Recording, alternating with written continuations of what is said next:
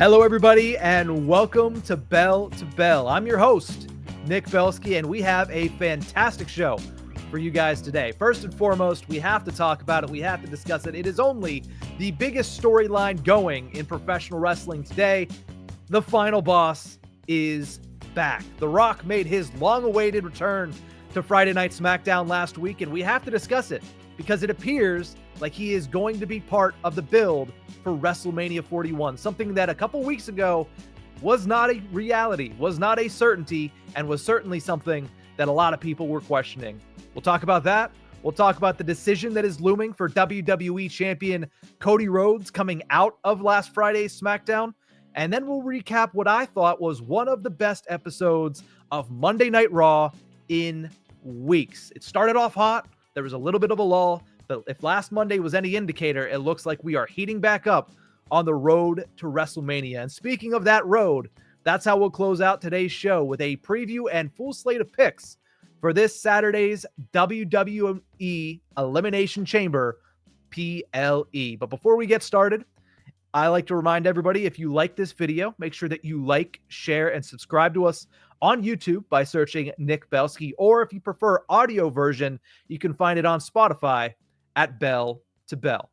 Let's kick things off with the one and only storyline that anybody wants to talk about in professional wrestling today, and that is the return of Dwayne "The Rock" Johnson, aka better known as the Final Boss. Late last week, there were murmurs that he could potentially be making his return, that he could potentially be showing up on Friday Night Smackdown, and then we saw him put out a social media video where he started talking about not one day, it should be day one. And everybody speculated. Day one of what? Does it have anything to do with the Martin Scorsese film that he signed on to do? Or it is that time of year. Is he simply talking about WWE and WrestleMania 41? Well, speculation then ran wild. Eventually, it was confirmed that The Rock was coming back. The Rock was appearing on Friday Night SmackDown, and a lot of people said, oh, he's just coming out to announce that WrestleMania 42 is going to be in New Orleans, which is where SmackDown was last week. And he did do that.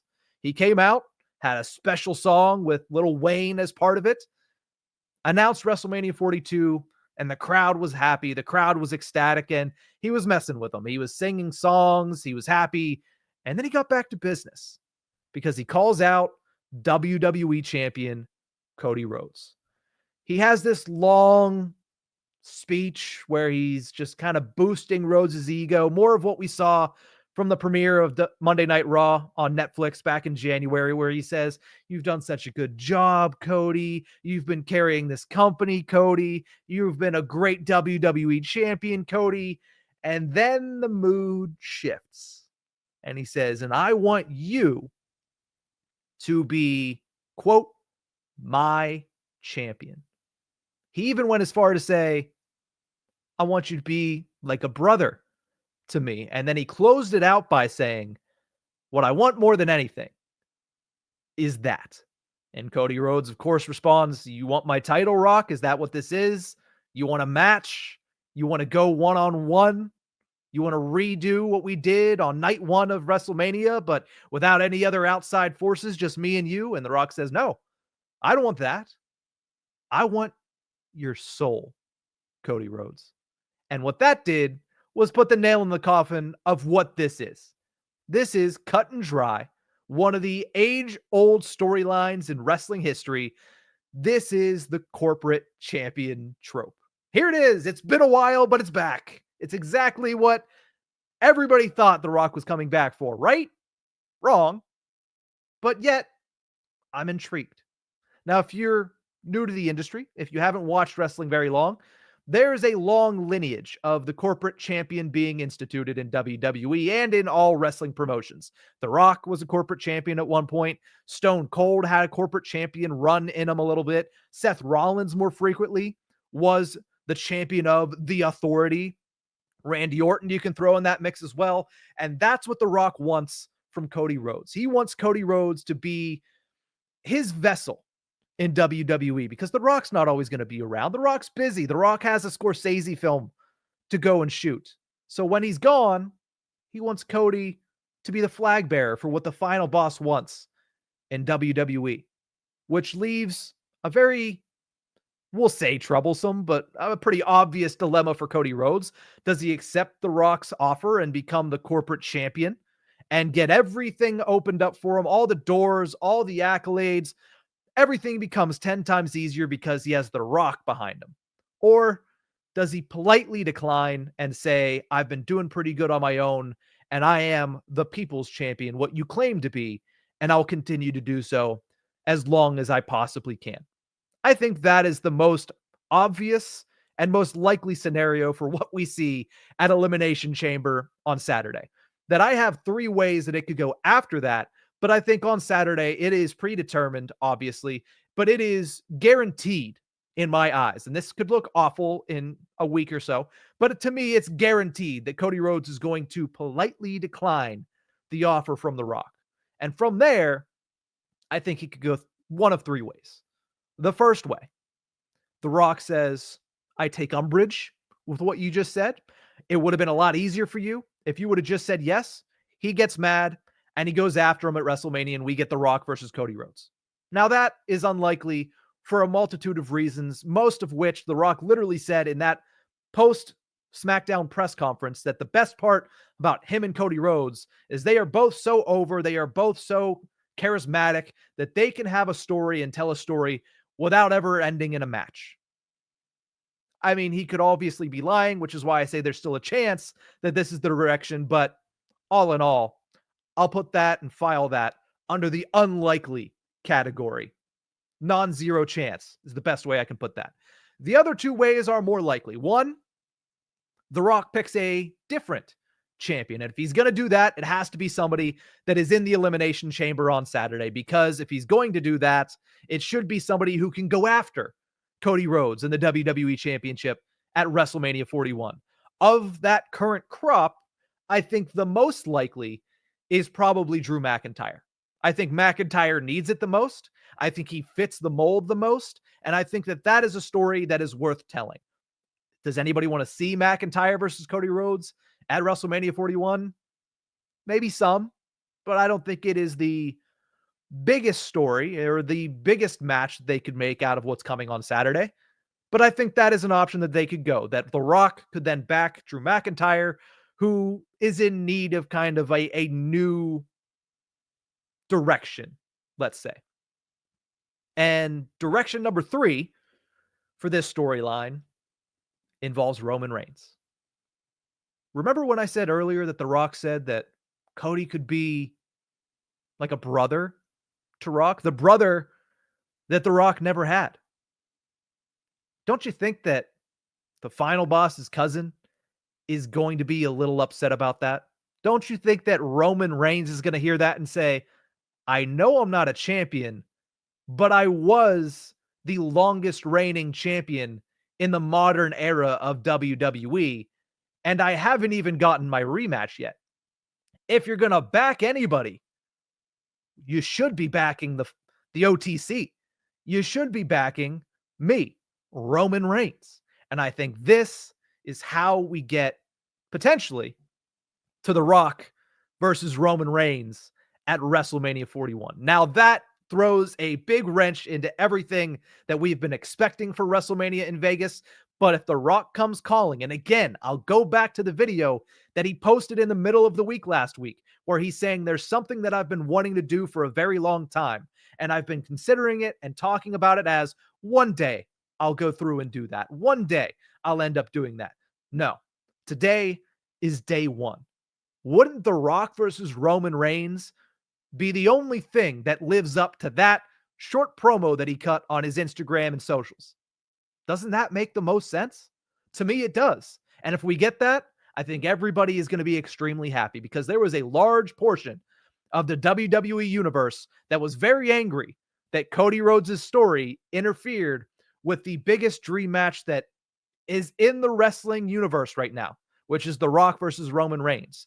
The one problem that I have is, if this is the direction they're going, they need to pick up the pace very quickly, because there's only 2 months, under 2 months until WrestleMania, and this is supposed to be one of the biggest matches of all time, you're going to have to build it very quickly. Now, fortunately for them, they have some storytelling already built in. One, same family. Two, everything we saw last year at WrestleMania 40. And three, what we're seeing between The Rock and Cody Rhodes and Roman Reigns, and everything we saw from Roman Reigns and Cody Rhodes leading into Bad Blood with the Bloodline 2.0 story. So there's a chance it happens.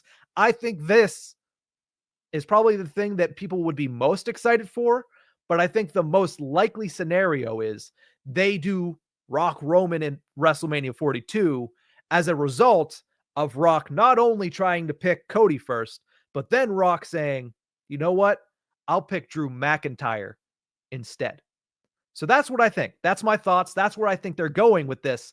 But either way, I'm very excited for The Rock, the final boss, to not only be back in WWE, but be a part of the build to WrestleMania 41. Let's continue this episode with a discussion on Monday Night Raw, because Raw debuted to a lot of fanfare on Netflix, and I thought it started off red hot. The debut of Raw on Netflix was treated like a premium live event. So you knew that was going to knock it out of the park, and it did. It knocked it completely out of the park, and you also knew that WWE wasn't going to be able to live up to that billing the remaining 51 weeks of the first year on Netflix. But week 2 was good as well. You had Penta debut. You had the street fight between Finn Balor and Damian Priest that I thought was done flawlessly. So week 2 was good as well. Week 3, I'll even say, was very good, and that culminated with a WrestleMania 40 rematch between Seth Rollins and Drew McIntyre. It was a world title fight less than a year ago at the grandest stage of them all. So having that as the main event to Monday Night Raw in week 3 of its Netflix era, I thought was really good. So the first 3 weeks, I was very excited about. I talked about that on the debut episode of Bell to Bell just about a month ago. But since then, it's been a little bit of a lull. Yeah, there's been moments. Yeah, there's been segments. But all in all, there hasn't been a show that was put together quite as well as those first 3 weeks. Until now. This week's episode of Monday Night Raw was phenomenal. You could go from the fact that Penta suffered his first loss since joining WWE. You could go from the fact that on the other side of that match is Ludwig Kaiser winning his first match in, I don't know, forever on television and cutting a outstanding promo that actually sets up a storyline for Penta instead of him just mowing through the mid-card of Monday Night Raw. It sets up a story where Ludwig Kaiser says, I have been working and working well through this past year to get where I'm at. And you just come in and steal the spotlight from me?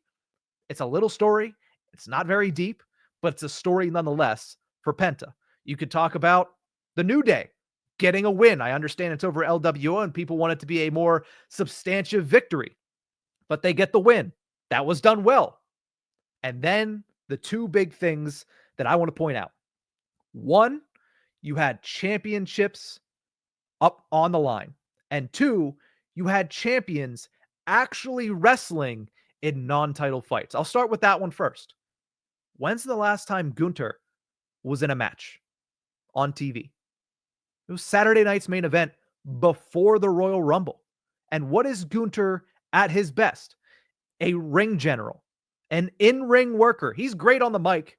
His character work is very good, but he is best known for, and he is loved for, his work in the ring. So why has he not been in the ring in so long? I understand. He's the world heavyweight champion. To some extent, you have to protect that. You don't want him to take out all the challengers before they can even get to him.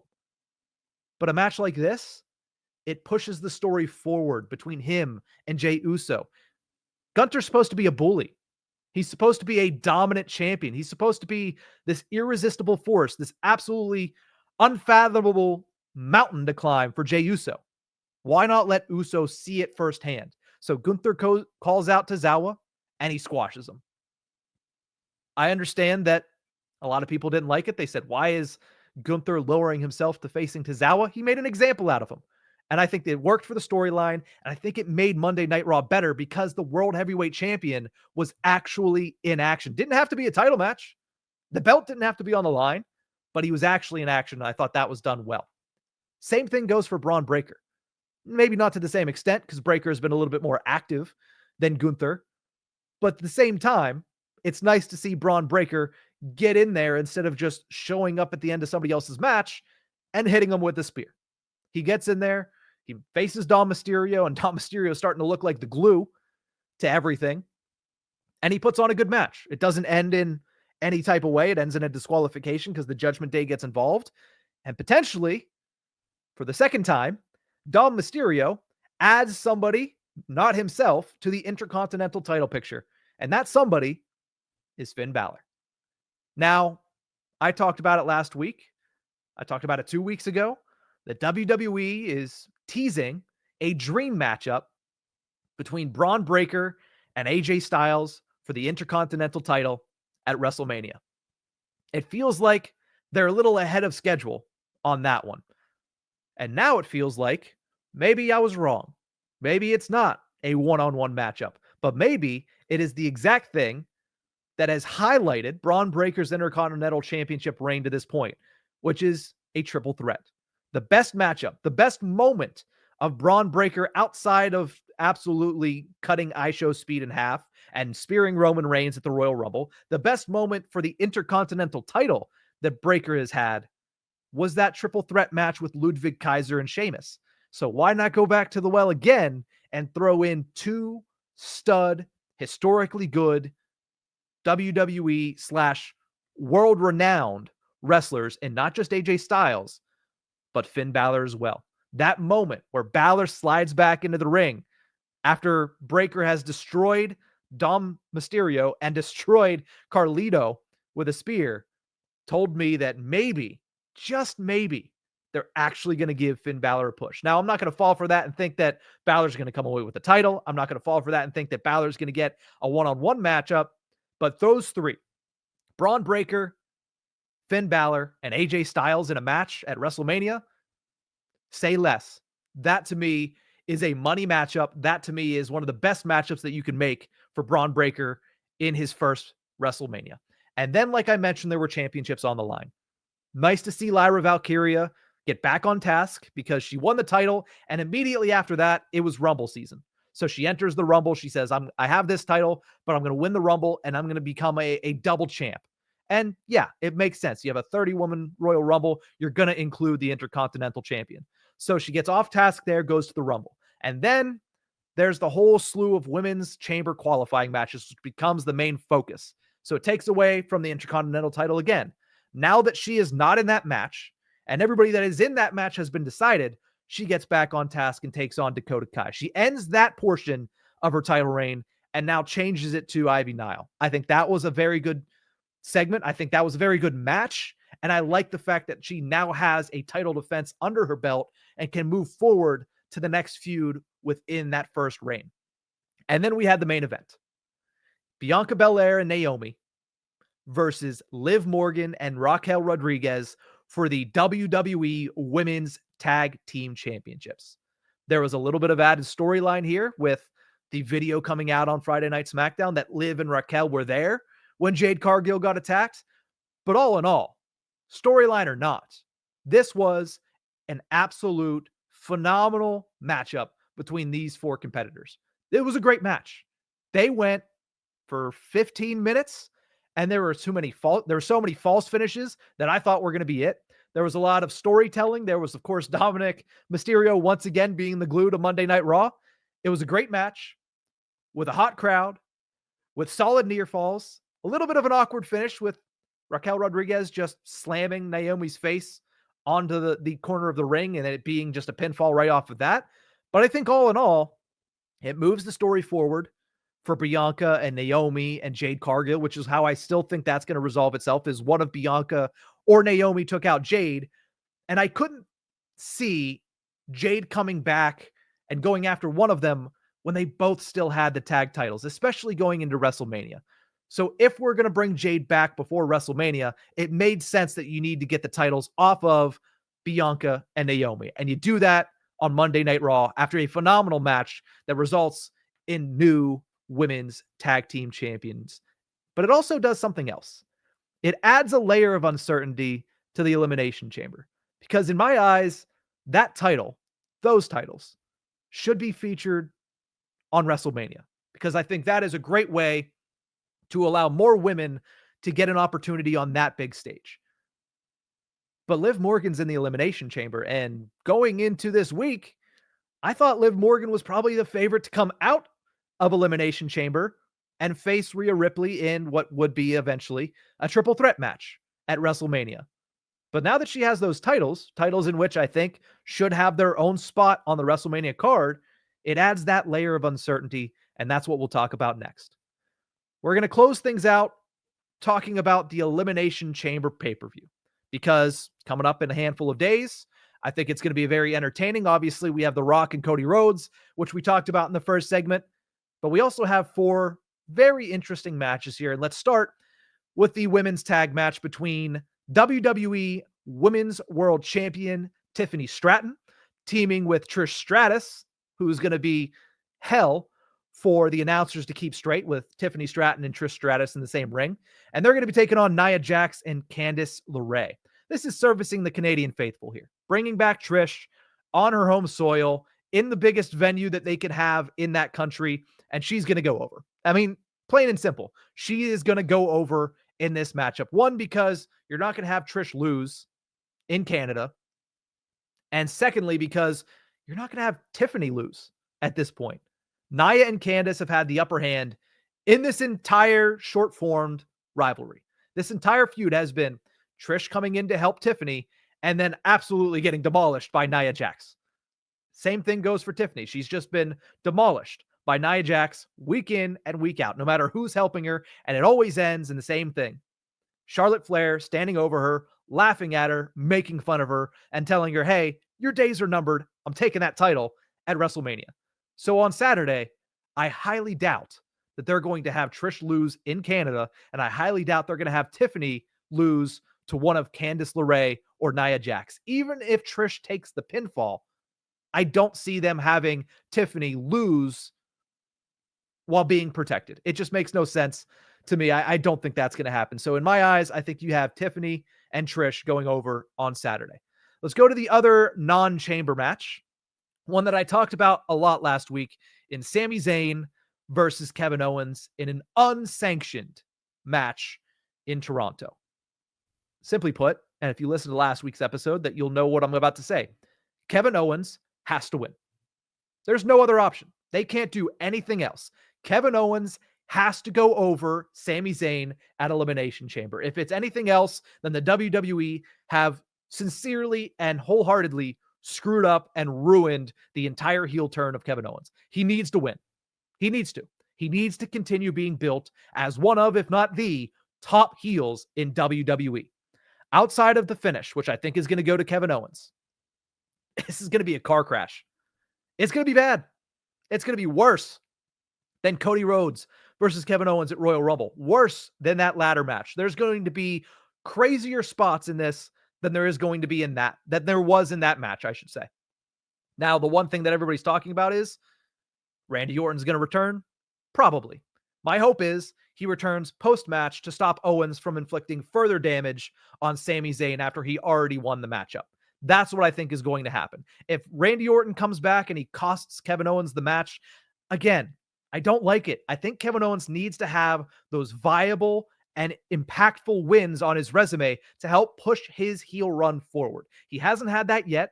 I'm not going to say it's been detrimental yet because he was in a feud with the WWE Champion, so nobody expected him to win, but he needs to start collecting those marquee victories, and it needs to start this Saturday against Sami Zayn. So that's what I see happening in that matchup, and now let's get to the chamber matches, starting with the women's Elimination Chamber match, winner going on to face Rhea Ripley at WrestleMania 41. We have Alexa Bliss, we have Bianca Belair, we have the newly minted women's tag team champion Liv Morgan, we have Naomi, we have Roxanne Perez, and we have Bayley. This, and I'll say this and the men's chamber match, is really a toss-up, and I absolutely love it. We came away from Royal Rumble saying that finish with Jey Uso was unpredictable, and we went into it saying we don't know who's going to win. It could be one of many, many people, and they still surprised us. I love when there's that air of uncertainty for WWE events, especially ones that lead to main event matches at WrestleMania. And that's what we have here on Saturday in the Women's Elimination Chamber match. Now, Bayley and Roxanne feel destined to continue their feud and maybe have another match at Stand and Deliver on WrestleMania weekend. So I don't see either of them going over. If they did, to me, I would consider that a big surprise. Liv, as I mentioned before, just won those tag team titles. So unless you're taking the titles off of Liv, I think it's kind of crazy to see her going over here after just taking the titles on Monday. And when is Jade coming back? Because if Jade isn't coming back till post WrestleMania, Bianca could win and you could run Bianca versus Rhea versus Io. Because I think no matter what, Io Sky is going to be involved in that matchup at WrestleMania. So there's really a lot of directions that they could go. I didn't mention Alexa Bliss, but it's mainly because she came back. They immediately put her on SmackDown for 2 weeks to be kind of adjacent to the Wyatt Six. It would make no sense for them to then have her win at Chamber and move over to Raw and get further away from Wyatt Six when they have already teased that a little bit. So I'm kind of stumped here, and I'm probably going to be wrong with whoever I choose, but my winner prediction for this one is Liv Morgan. I still feel that a triple threat between Rhea, Liv, and Io is the best direction for WrestleMania 41 and the most likely direction for WrestleMania 41. But again, I wouldn't be surprised if Bianca Belair won this because Jade Cargill's not coming back till post-Mania.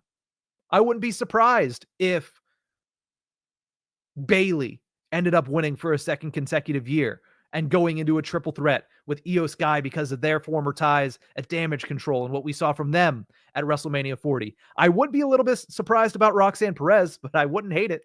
I wouldn't hate it. I gave her the props of being the MVP of the year so far on last week's episode. I certainly wouldn't hate her seeing her go over at Chamber, but I think at the end of the day, I'm going to pick Liv Morgan in this one. And that brings us to the men's Chamber match. A star-studded, most stacked we've ever seen Elimination Chamber lineup for the men's Elimination Chamber matchup in Toronto.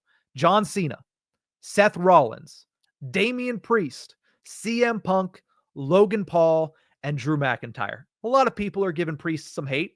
I think that his spot in this matchup is deserved, but when I initially penciled in Elimination Chamber post Royal Rumble, before we knew anything that was going on storyline-wise, he essentially took Roman Reigns' spot, and that's going to be hard for anybody to live up to, let alone somebody that hasn't been established as a main roster, main event talent for more than a calendar year.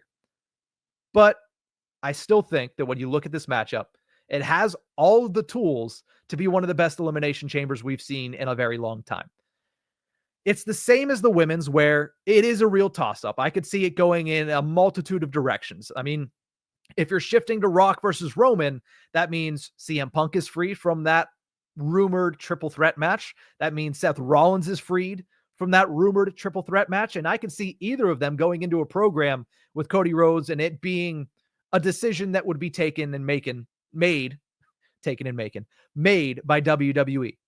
I could also see Drew McIntyre, like I said earlier, walking out there, getting the win, which would be his third win in the Elimination Chamber, one of the matches that he has been dominant in over his career, and then walking back down the aisle, and then The Rock's music hits, he comes out, they shake hands, and boom, out of nowhere, Drew McIntyre is The Rock's champion.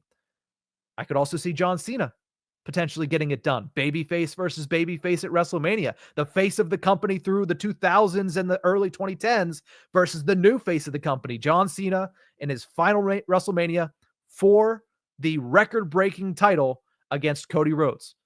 Maybe that's the story they go with. But again, it's the same as the women's. It's a real toss-up. Whoever I say, I'm not fully convinced is going to win. But with that in mind, my prediction is CM Punk. After the Royal Rumble, I said, what are my way too early predictions for the WrestleMania card? And I said, it's going to be Cody Rhodes and CM Punk. And I still think whenever you put any of these matchups together with any of these six against Cody Rhodes, the most compelling story, the most likely story that they're going to tell is CM Punk finally getting the opportunity to main event a WrestleMania, where you would get night 1, CM Punk versus Cody Rhodes for the WWE Championship, and night 2, you get Roman Reigns versus The Rock, which means for the first time since 2019, the Royal Rumble winner, the men's Royal Rumble winner, will not go on last at WrestleMania, which was Rollins at 35. I think Jey Uso versus Gunther gets pushed out of that last spot, and I think you see Punk versus Rhodes and Reigns versus the final boss, Dwayne Johnson. So that's what I see happening on Saturday. Let me know in the comment section what you believe is going to happen this Saturday at the Elimination Chamber pay-per-view. But that's it for this episode of Bell to Bell. Remember, if you like this video, like, share, and subscribe to us on YouTube by searching Nick Belsky, or you can find us on Spotify by searching Bell to Bell. That's it for this one. We'll see you guys next time.